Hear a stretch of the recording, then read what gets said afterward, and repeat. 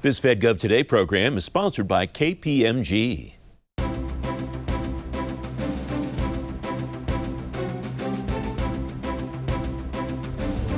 On this edition of Fed Gov Today with Francis Rose, the Coast Guard's new autonomy effort syncs up with the Pentagon, shoring up the supply chain for warfighting success, and the Big Four executive branch challenges for 2026.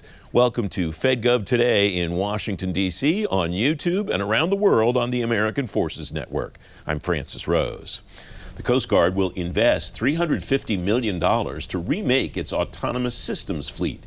It will do that through a new office that aligns with the Pentagon's new portfolio management strategy.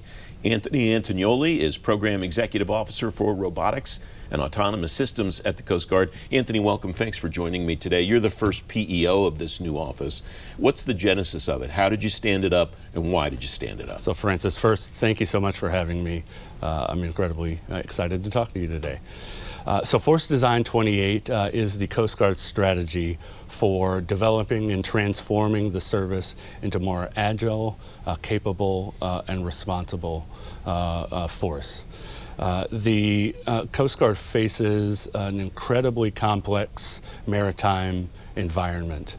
It is responsible for patrolling, for enforcing law, for responding to contingencies, and when the circumstances call for it, war fighting in an area that's 4.5 million nautical square miles.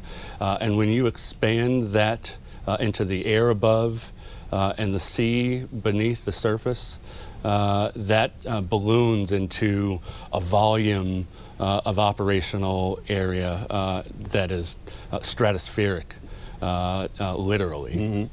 The Coast Guard has to do that with increasing demand, and very often has to do so with reduced resources, both fiscal and staffing. And the way that the Coast Guard is meeting that challenge is by the stand-up of the Robotics and Autonomous Systems portfolio. Please. That boost that I mentioned is coming from the One Big Beautiful Bill Act. How is that going to change the way that you approach robotics and automation? You've been in that business for a long time, the Guard has. That's correct. The stand-up of the ROS PEO will transform the way that the Coast Guard performs its operations across all 11 statutory missions. The RAS PEO is deploying capabilities from seafloor to space, and it will fundamentally transform the way the Coast Guard operates. It is arguably the biggest transformation of the Coast Guard since the advent of aviation. What are the capabilities that Guardsmen will have as this office and the capabilities mature that they don't have today? Wonderful. So underwater unmanned capabilities, surface capabilities. We've already expanded into unmanned aerial vehicles, those with AI and the ability to detect and not rely on humans to identify threats and those in distress.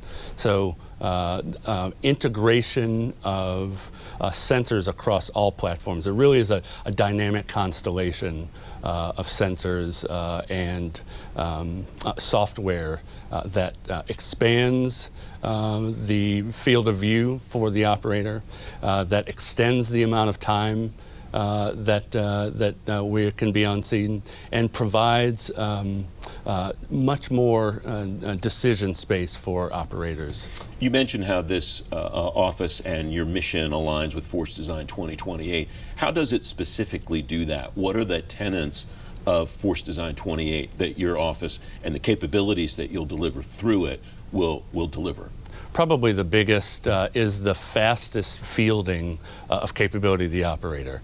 For the first time in the Coast Guard's history, there is a single centralized and consolidated office to do the full lifecycle management, and that is from refinement of requirements to designing of prototyping around those requirements, initial fielding to capability, learning from the operator, informing the procurement that we, based on those the feedback from that prototyping, and then full lifecycle management. So the maintenance, the operation, the repair, all in a single central office. I also mentioned how this aligns with the Pentagon's new portfolio management approach rather than the PEO office. You named it PEO, but as you and I talked about it before we went on the air, you're following that process that the Pentagon has just laid out pretty closely, it sounds like. That's correct. That's a reflection of the foresight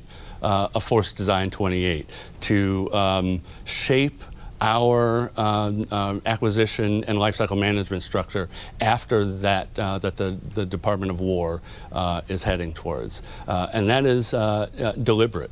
That is so that we operate jointly. Increasingly, the Department of War and the Department of Department of Homeland Security, the Coast Guard, have integrated operations, and it is critical that our sensors, our assets, are interoperable. Our design and our structure is such, and it's part of the reason why our assets and our sensors feed into the very same systems that the Department of War is using as well. If you saw me scribbling while you were answering that question, I was scribbling down, integrate into the joint force as the reason that's the big driver behind correct. Why you're doing these things. Am I on the right track? You are 100% on the right track. The protection of the border is a whole of government. The Coast Guard operates with CBP, so that's intra-departmental, but also, as you see, it's required. The maritime environment is also the responsibility of the Department of War. Clearly, Homeland Defense is also a shared mission between the Department of War and the Department of Homeland Security. To that end, who are your greatest partners as you stand this office up and deliver the capabilities, I imagine, within the Department of Homeland Security, but also inside the Pentagon? I would say really one of our biggest our partners is industry. Industry can innovate at a pace that the government just cannot replicate. Often industry shows us solutions to problems far before the government has designed a requirement. They are pushing the boundaries of what is capable long before the government has thought to ask the question. And there are countless examples of where commerce provided a solution that later the government decided and saw its applicability to its mission. So I would say within interagency, clearly we are operating jointly with the Department of Defense, but our biggest partner has got to be industry and academia. To that end, this question maybe is a little more philosophical than tactical, but how do you evaluate innovation to decide it's going to meet the needs of the department, even though something might appear to give you capability that's really cool, that might not necessarily be mission critical? That's a great question. That is the reason and the design for iteration with operators. Often we see a problem, and the government is great at solving problems, not as great as seeing applicability for missions outside. And that is why we invite industry, we invite academia to come and explain ways that their systems could apply to our missions. We have less than a minute left. How are you going to integrate the frontline operators into the work that you're doing so that you're giving them capabilities that will help them deliver missions? It's a wonderful question.